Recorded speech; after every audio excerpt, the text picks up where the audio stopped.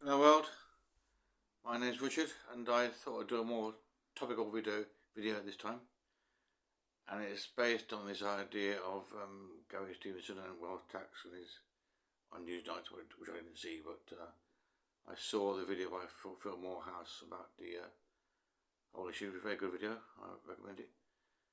But in the end he was opting for land tax and amongst others. So my view is a bit more radical, a bit more extreme, I would say. It's a tax, but it's absolute.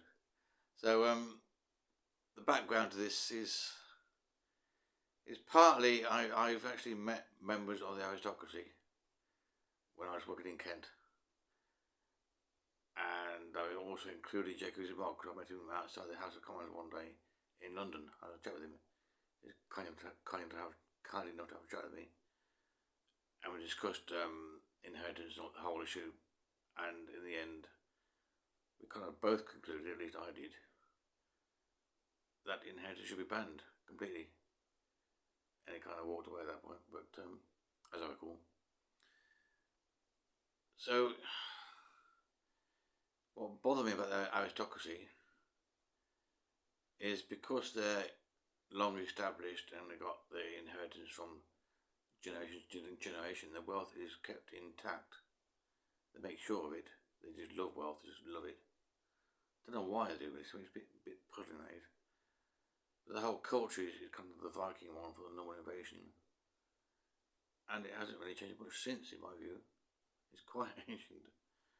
It's all about land grab and being barons and things, and subdue everybody else.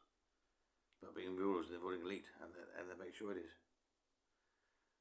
And I kind of vowed then to get rid of them all because they're so toxic. They're just screwing the country up so much. Daft ideas, really bonkers, bullshit, crazy, stupid, insane ideas for them. Because they're so isolated down there. They've got this weird culture in the deep south. It's just really mind-blowing bollocks on it. But, because they're in charge and they're happy for so long, they stay in charge until we stop them. And I think the best way of actually stopping them is to ban any inheritance at all. I've got to make my own will soon, another one. And for a long time I wanted to leave my house to, and in the end it's going to be my granddaughter. But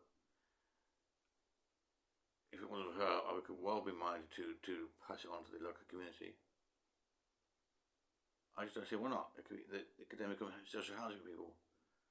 And the local council will take charge, I guess, and charge rent.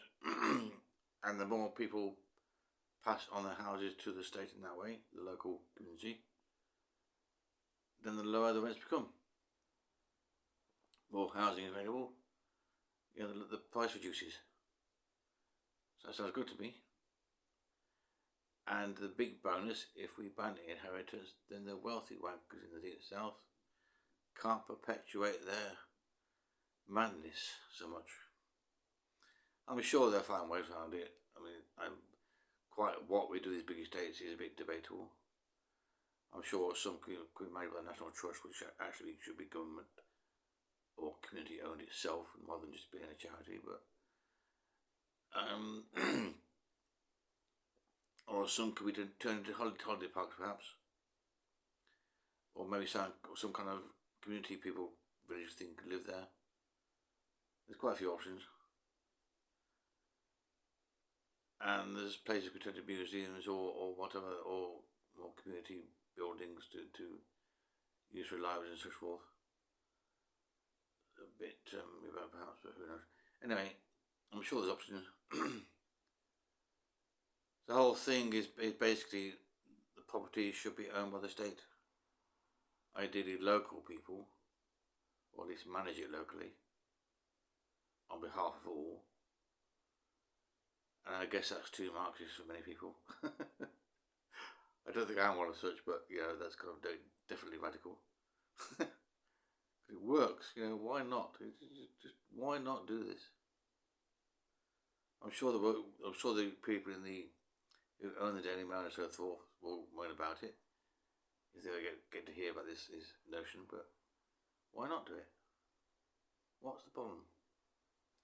I know people are accustomed to leaving to put their property, but they don't need to, really. You know, if your children aren't sort of doing well now, which is quite possible, of course,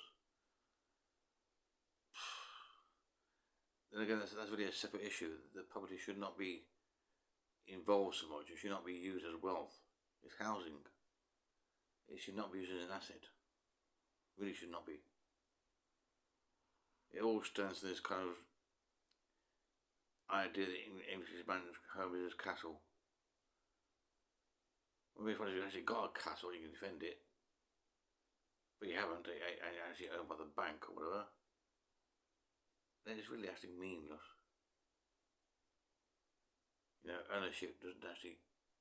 It gives away some freedoms. You know, I can mess about my property as I wish, really. I'll be safe. But again, if there are suitable constraints and suitable overwatch, any rental property could have some leeway.